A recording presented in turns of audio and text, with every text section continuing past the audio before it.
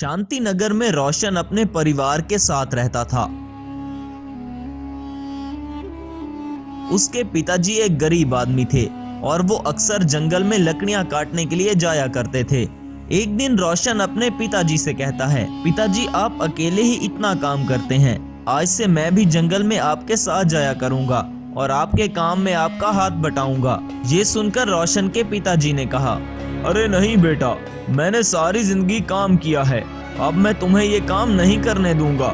मैं तुम्हें पढ़ाऊंगा, एक दिन तुम भी पढ़ लिख कर एक बड़े इंसान बन जाओगे। एक दिन रोशन के पिता और उनका एक दोस्त जंगल में लकड़ियां काटने जाते हैं तो उनका सामना एक खतरनाक राक्षस से होता है। वो भयंकर राक्षस हर साल गांव में एक आदमी को खा जाता था, लेकिन अभी उसके इंसान खाने में कुछ देरी थी, इसलिए वो राक्षस रोशन के पिता और उनके दोस्त को कैद कर लेता है।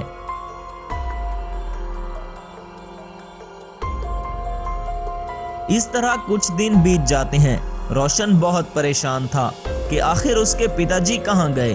तब एक और गांव वाला रोशन के पास आकर बताता है, मेरे पिताजी और तुम्हारे पिताजी जंगल में लकड़ियां काटने गए थे, लेकिन अभी तक वो दोनों वापस नहीं आए। तब रोशन और उसका दोस्त ये ठान लेते हैं कि वो अपने पिताजी को ढूंढने के लिए जंगल में जाएंगे। अगले दिन रोशन और उसका दोस्त जंगल में हर तरफ उन लोगों को ढूंढने लगते हैं। तब वो दोनों काली पहाड़ी के पास जाते हैं तो उनको वो सारे लोग दिखाई देते हैं जो इस राक्षस ने वहां पर कैद कर रखे थे, लेकिन बदकिस्मती से वो खतरनाक राक्षस जाग जाता है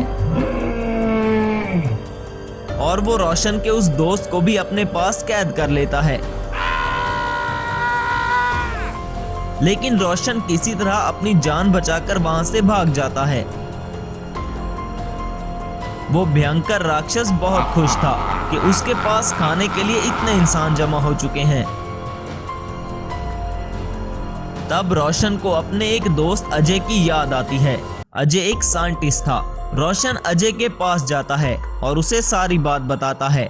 तब अजय ने कहा, तुम फिक्र मत करो दोस्त, हम किसी तरह तुम्हारे पिताजी और वहां छुपे सारे लोगों को वहां से आजाद करवाएंगे। तब अजय और रोशन आर्मी को जंगल में भेजते हैं जहां उस मॉन्स्टर ने लोगों को कैद कर रखा था, लेकिन वो मॉन्स्टर उन आर्मी की गाड़ियों को तबाह कर देता है। ये सब देखकर अजय रोशन से कहता है, मुझे लैब में जाकर एक रोबोट बनाना होगा, शायद वो इस राक्षस को रोकने में कामयाब हो जाए। अजय अपनी लैब में आता है और एक रोबोट बनाने पर रिसर्च करने लगता है। आखिरकार अजय को रोबोट बनाने की इंफॉर्मेशन मिल जाती है। तब अजय अपनी लैब में एक सुपर रोबोट बनाता है। एक्टिवेट होते ही वो रोबोट बोलने लगता है और कहता है, यस सर, मेरे लिए क्या हुक्म है, मुझे आपके लिए क्या करना होगा। अजय सुपर रोबोट को राक्षस के बारे में सब बताता है और उसे जंगल की लोकेशन भी देता है जहां उस राक्षस ने कई लोगों को कैद कर रखा था। तब वो सुपर रोबोट काली पहाड़ी के पास जाता है।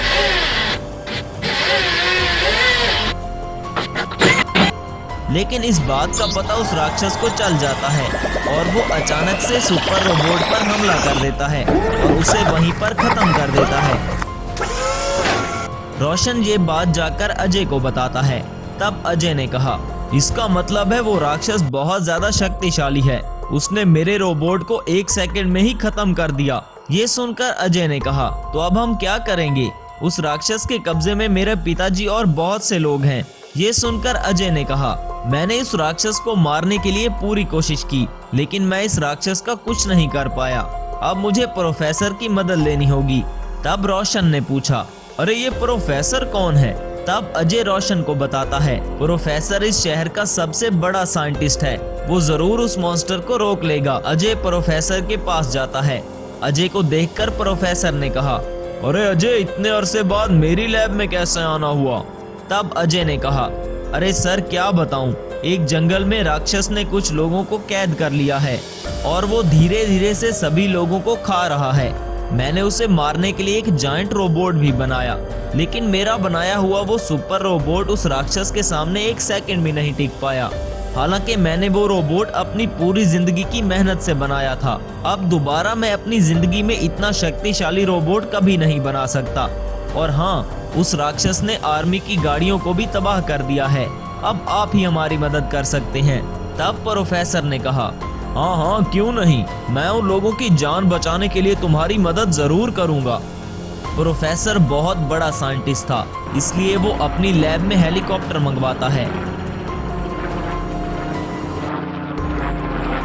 हेलीकॉप्टर को देखकर अजय ने कहा, सॉरी सर, लेकिन मैंने आपको एक रोबोट बनाने के लिए कहा था, आपने एक हेलीकॉप्टर क्यों मंगवाया है? तब प्रोफेसर ने कहा, अजय जो रोबोट तुमने बनाया था वो एक सुपर रोबोट था, फिर भी वो इस राक्षस के सामने एक सेकंड नहीं टिक पाया, इसलिए मैं इस हेलीकॉप्टर को एक रोबोट में ट्रांसफॉर्म करने वाला हूँ और मैं इस बार एक पावरफुल चिप भी बनाऊंगा जिससे मेरा ये रोबोट और भी शक्तिशाली हो जाएगा। प्रोफेसर उस हेलीकॉप्टर पर काम करने लगता है और उसे एक रोबोट में ट्रांसफॉर्म कर देता है।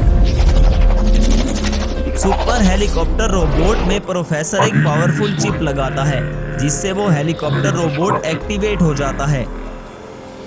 तब हेलीकॉप्टर रोबोट तेजी से काली पहाड़ी के पास जाता है।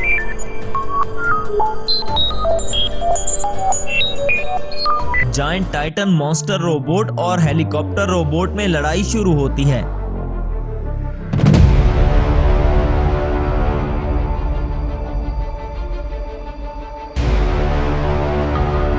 हेलीकॉप्टर रोबोट टाइटन मॉन्स्टर से बहुत ज्यादा शक्तिशाली था और वो एक एडवांस रोबोट था, इसलिए वो राक्षस को खत्म कर देता है। तब वहां फंसे सभी लोगों को उस राक्षस की कैद से आजाद किया जाता है और सब लोग उस राक्षस को मरा हुआ देखकर बहुत खुश हो जाते हैं। रमन नाम का एक चोर जेल से छूटकर अपने गांव आ रहा था। वो एक खतरनाक चोर था और उसे देखकर सब गांव वाले डर जाते हैं। रमन आइसक्रीम वाले के पास आकर रामू से बात करने लगता है। इतने में गांव का मुखिया संतोष वहां पर आता है। अरे चोर कहीं के, जेल से वापस कब आए और चुराया हुआ सारा पैसा कहाँ छुपा के रखा है यार? मुझे पैसों की जरूरत है, मुझे थोड़े पैसे दो। अरे ओ रामू, चोर किसे कहा? मैं अब बदल चुका हूँ, फिर कभी ऐसा मत कहना। मैं अब मेहनत से काम करके अपना जीवन बिताऊंगा। क्या कभी किसी चोर को बदलते हुए देखा है? ये तो बस ऐसे ही तुम कह रहे हो। रामू, ऐसे रमन का मजाक मत उड़ाओ, वो सच में बदलना चाहता है, हमें उसकी मदद करनी चाहिए। रमन, तुम्हें किसी भी मदद की जरूरत हो तो मुझे कहना। आप मुझ पे भरोसा करो, मैं फिर कभी चोरियां नहीं करूंगा। कुछ काम दिला दो। तुम्हें ट्रक चलाना आता है ना? हमारे आसपास के गांव में एक भी लोडर ट्रक नहीं है, तो अभी खरीदो, इससे बहुत काम मिलेगा। अरे मुखिया जी, एक चोर पर भरोसा करना ठीक नहीं, वो इस ट्रक को बेचकर भाग जाएगा। हे रामू, तुम चुपचाप यहाँ से चले जाओ। फिर रामू वहां से चला जाता है और रमन मुखिया ने जो पैसे दिए उससे एक लोडर ट्रक खरीद कर गांव वापस आता है। इतने में आकाश से एक स्पेसशिप आकर सड़क पर गिरता है। उसमें से एक रोबोट बाहर निकलता है और ट्रक में जाकर गायब हो जाता है। अरे वो रोबोट कहाँ गायब हो गया? कहाँ चला गया? हाय रे, जल्दी से भागना होगा यहाँ से। ये कहकर वो जल्दी से ट्रक को वहां से भगा ले जाता है। फिर वहां से थोड़ी दूर जाने पर पुलिस इंस्पेक्टर उसका रास्ता रोकता है। क्यों रे रमन, फिर से चोरियां शुरू कर दी? और ये ट्रक कहाँ से चुरा कर ले आया? इसे बेच के मेरा हिस्सा मुझे दे दो, नहीं तो तुम्हें अभी अरेस्ट करके तुम्हें अंदर कर दूंगा। नहीं साहब, मैं बदल चुका हूँ, मैंने कोई चोरी नहीं की। इस ट्रक को गांव के मुखिया ने खरीद कर दिया है। झूठ मत बोलो रमन, मेरा हिस्सा मुझे दे दो, तुम्हें छोड़ दूंगा। मेरी बातों का विश्वास करें सर, इस लोडर ट्रक को चलाकर मैं अपना जीवन बिताना चाहता हूँ। अरे मुझे कहानियां मत सुनाओ, वरना अभी इनकाउंटर कर दूंगा। ऐसा कहते हुए अपनी बंदूक उस पर तान लेता है।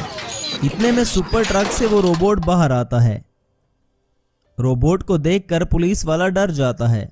अरे इंस्पेक्टर, रमन बदल चुका है, इसे छोड़ दीजिए। अरे ओ रमन, इस रोबोट को कहां से चुराया? तुम ये कर क्या रहे हो?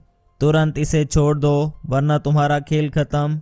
तुम मेरा कुछ नहीं कर सकते, अभी मैं तुम्हें जलाकर टुकड़े टुकड़े कर दूंगा। इतने में रोबोट इंस्पेक्टर पर हमला करके उसे नीचे गिरा देता है। फिर गायब होकर सुपर ट्रक में चला जाता है।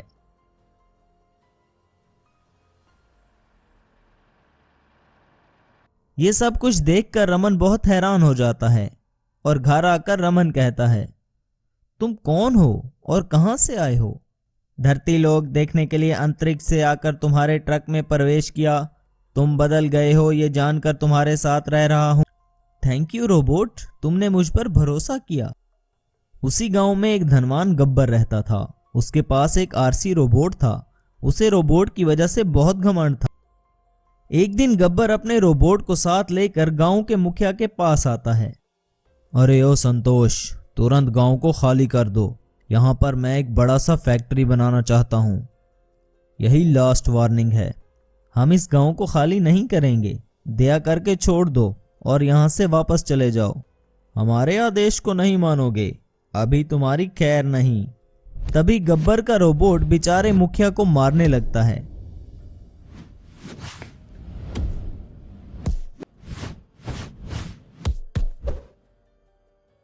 इतने में रमन ट्रक के साथ वहां पर आता है। तुरंत ही सुपर ट्रक से रोबोट बाहर निकलकर आरसी रोबोट पर हमला कर देता है और दोनों रोबोट में जंग छिड़ जाती है।